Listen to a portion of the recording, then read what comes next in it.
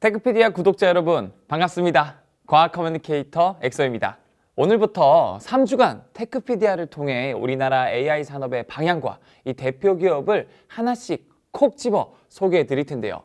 쉽고 재미있는 AI 산업과 기업 이야기 지금부터 시작합니다. 오늘 처음 소개해 주실 AI 산업 분야는 어디인가요? 네, 국내에 많은 AI 산업 분야가 있지만 최근 일론 머스크가 건장해서 화제가 된 산업 분야가 있습니다. 국내 AI 산업 중 이 글로벌 수준에 가장 근접한 분야로 평가받는 의료 AI 분야입니다. 우리나라 의료 AI가 가장 글로벌 시장에 근접한 분야라고 하셨는데 실제 국내 의료 AI 상황은 어떻습니까? 사실 이 인공지능 AI 의료 분야는 다양해요. 여러분들도 들어보셨을 거예요. 근데 우리 국내에서는 이 영상 진단이나 신약 개발, 그리고 바이오마커 분석 분야가 굉장한 두각을 드러내고 있다고 해요. 이 세 분야 모두 글로벌 탑4에 위치하고 있고요. 특히 이 루닛, 뷰노 등이 포진한 이 영상 분석 분야는 최근 5년 사이 글로벌 탑2의 자리를 차지할 정도로 선도적인 분야입니다. 대표적인 국내 AI 기업들을 살펴보면요. 이 암 조기 진단 기술을 가진 루닛과 또 생성형 AI를 활용한 판독문 서비스를 제공하는 이 딥노이드가 있고요. 또 내추럴 검출 및 진단 보조 서비스를 제공하는 코어라인 소프트가 있습니다. 뿐만 아니라 AI 기반의 내시경 기술로 이 위와 대장의 병변을 진단하는 웨이센 등이 있습니다. 자, 오늘은 그럼 이 중에서 어떤 기업을 좀 소개 좀 해주실 것인지. 오늘 제가 소개해드릴 기업은 의료 AI 분야 중 이 암 조기 진단과 바이오마커 분야의 글로벌 최강 기업 루닛입니다. 자, 루닛은 어떤 업체인지 간단히 소개 좀 부탁드리겠습니다. 네, 이 루닛은 이 세계에서 가장 앞서 있는 의료 AI 스타트업 중 하나인데요. 현재는 인공지능을 이용해서 이 암을 미리미리 진단을 하고 암을 치료하는 기술까지 개발 중인 기업이라고 설명드릴 수 있을 것 같습니다. 자, 구체적으로 루닛의 솔루션들을 소개해 주신다면요. 네, 몇 가지 제가 솔루션을 소개해 드릴게요. 예, 루닛은 현재 암 진단을 위한 AI 영상 분석 솔루션인 루닛 인사이트와 이 암 환자의 조직을 직접 검출한 뒤에 이 AI로 이 바이오마커를 분석해서 이 적합한 면역 항암제를 찾아내는 플랫폼 기술인 루닛 스코프를 가지고 있는데요. 특히 이 루닛 인사이트가 상당한 주목을 받고 있습니다. 기존의 암 진단의 경우 이 흉부 엑스레이를 찍고 의사가 육안으로 암을 진단했지만 안타깝게도 아무리 훌륭한 연차가 높으신 이런 전문가 의사 선생님께서도 암을 찾아내지 못하는 경우가 무려 30%에 달했습니다. 하지만 루닛의 딥러닝을 활용한 분석 기술을 통해서 이 사람이 놓친 이 30%까지 찾아내 약 99%, 사실상 거의 모든 암을 진단해낸다고 볼 수 있고요. 사실 이런 인공지능 기술 자체가 인간이 찾아내지 못하는 일종의 잠재적 패턴을 굉장히 잘 찾아내는 게 바로 인공지능의 큰 강점이라고 볼 수 있거든요. 그래서 루닛은 이런 인공지능의 강점을 적극 활용해서 의사들도 찾아내지 못하는 숨겨진 이런 암들도 모조리 잡아낼 수 있는 기술이라고 볼 수 있겠죠. 네.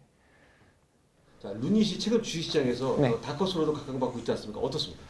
네, 많은 주식 전문가들은 국내 AI 의료 기업 중 루닛을 가장 주목할 기업으로 꼽고 있는데요. 방금 말씀드린 대로 암 진단 적중률이 99%에 가까운 데다가 이 해외에서도 큰 인정을 받는 이런 다양한 강점들이 메리트로 작용 중이라고 합니다.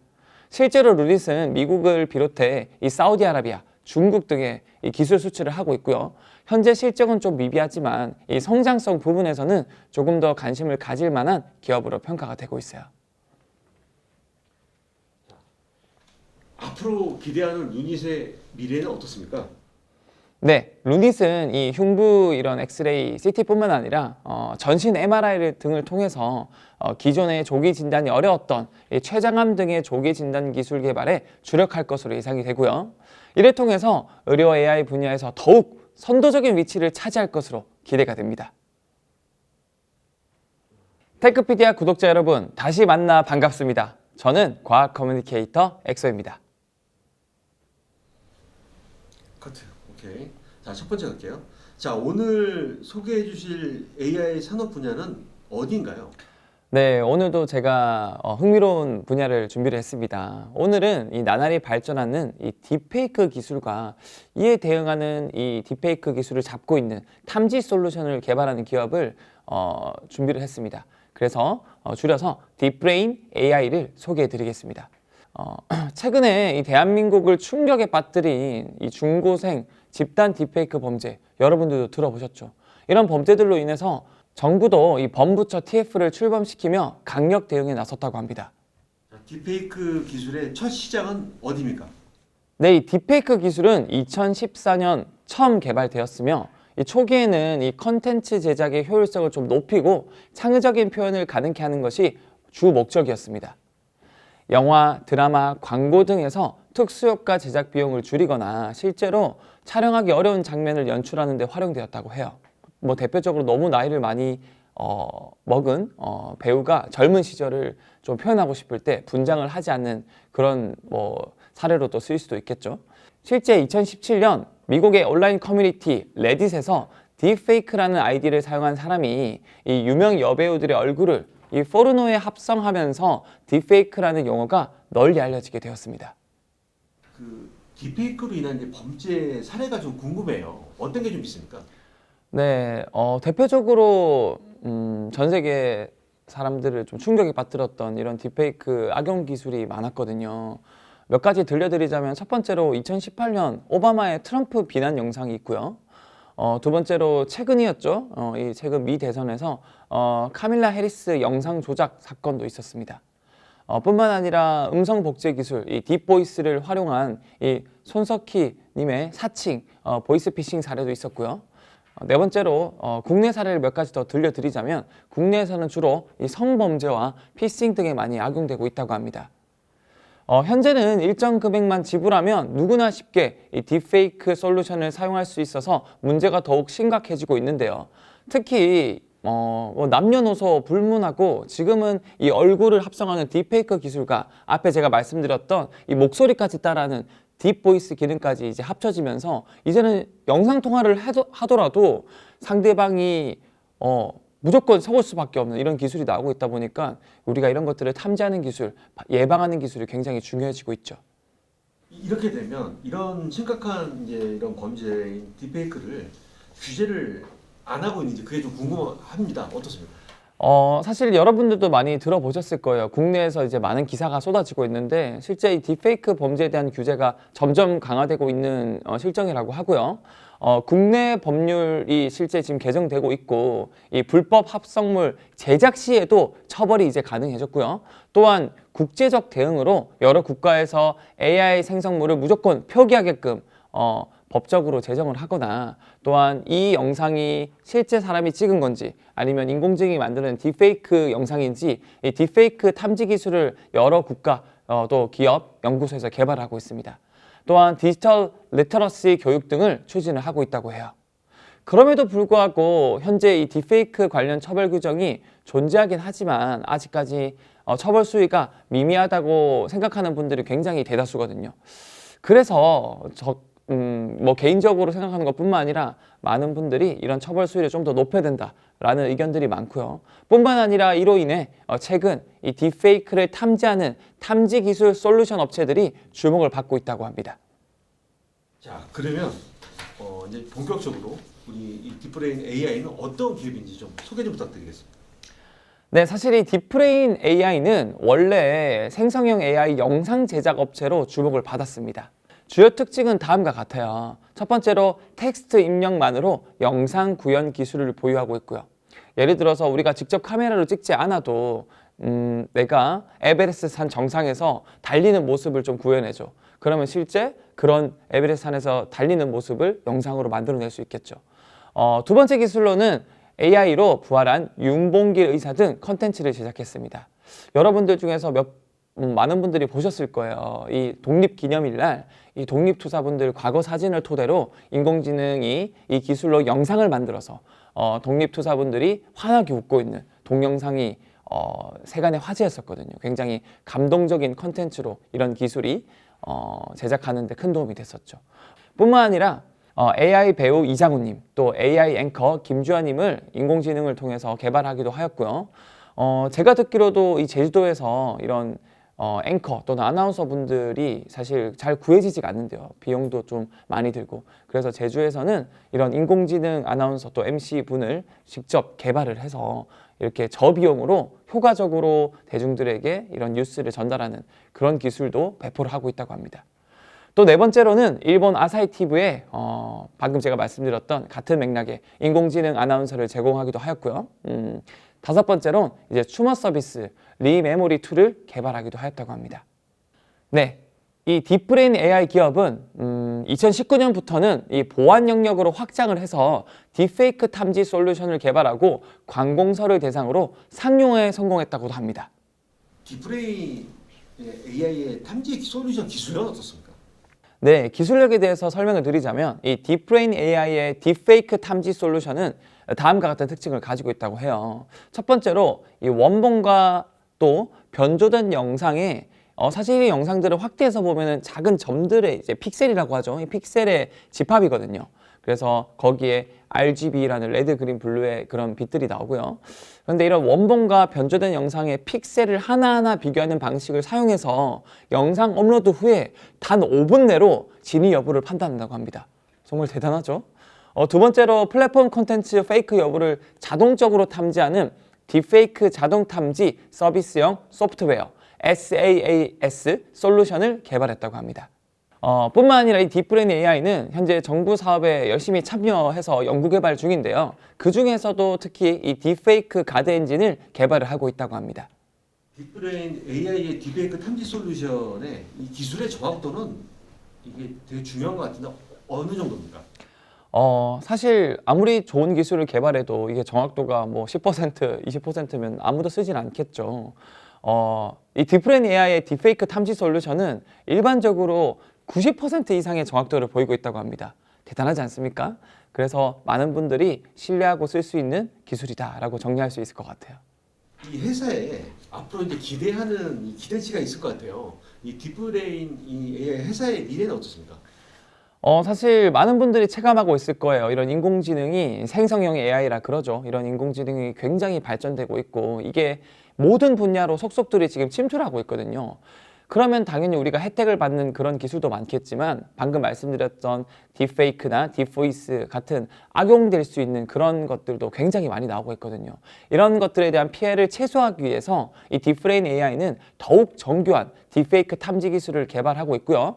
또한 AI 영상 제작 기술을 더욱 발전시켜 이 다양한 산업 분야에 적용될 것으로 기대를 하고 있습니다. 또한 윤리적이고 안전한 AI 기술 발전에 이 딥브레인 AI가 크게 기여할 것으로 전망이 됩니다. 네, 테크피디아 구독자 여러분, 보고 싶었습니다. 반갑습니다. 과학 커뮤니케이터 엑소입니다. 오늘 이 테크피디아에서 제가 세 번째로 만나볼 AI 기업은요, 국내 최대 초거대 생성형 AI 기업에서 이제는 이 소버린 AI 기업으로 거듭나고 있는 국내의 굴지 기업 네이버입니다. 우리 이 소버린 AI가 뭔지 약간 좀 궁금해요. 생소한데 어떻습니까?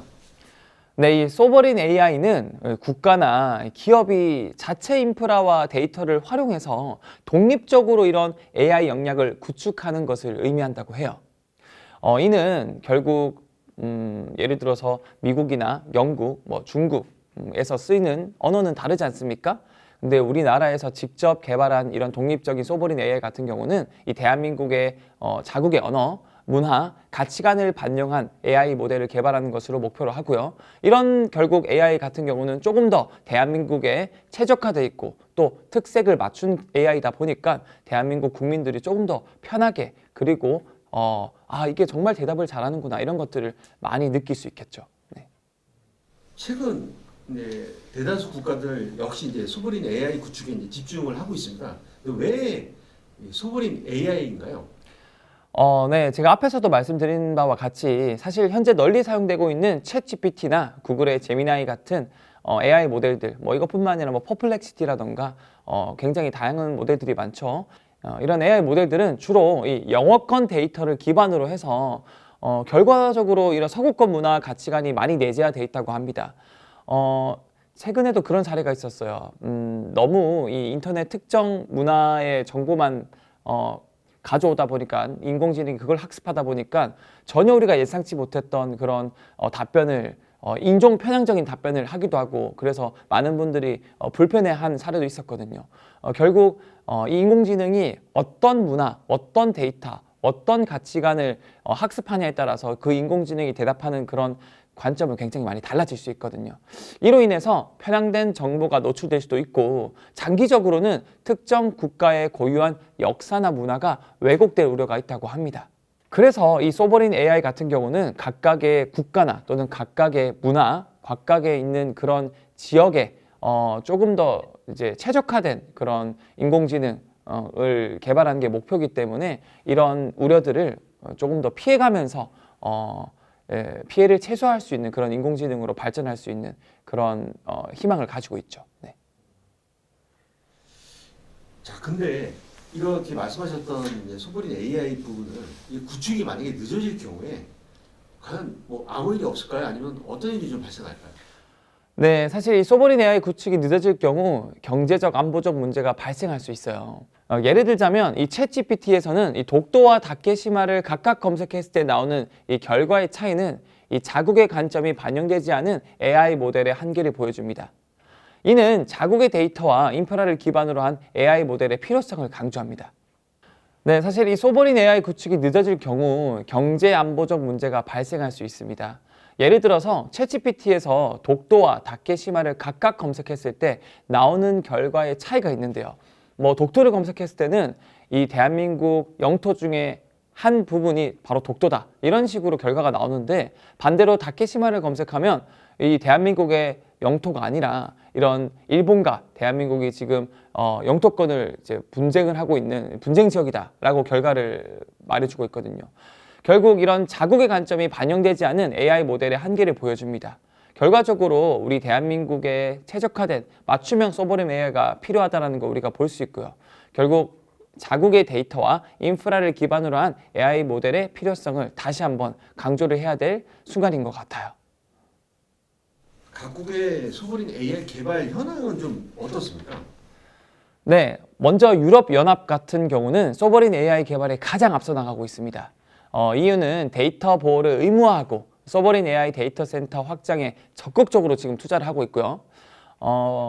프랑스 같은 경우는 몇 가지 소버린 AI를 제가 설명드리자면 프랑스 같은 경우는 미스트랄 AI를 개발하고 있고요. 이탈리아의 이탈리아 9B 등이 또 소버린 AI로 활약을 하고 있습니다. 또한 핀란드의 포로와 바이킹 등이 대표적인 사례라고 볼 수 있습니다. 그러면 유럽 말고 다른 국가들을 소개시켜 드리자면 실제 중동과 아시아 국가들도 이 소버린 AI 개발에 힘을 쏟고 있다고 합니다. 자, 국내에서 소버린 AI 가장 앞선 기업은 바로 네이버라고 하는데요. 어떻습니까?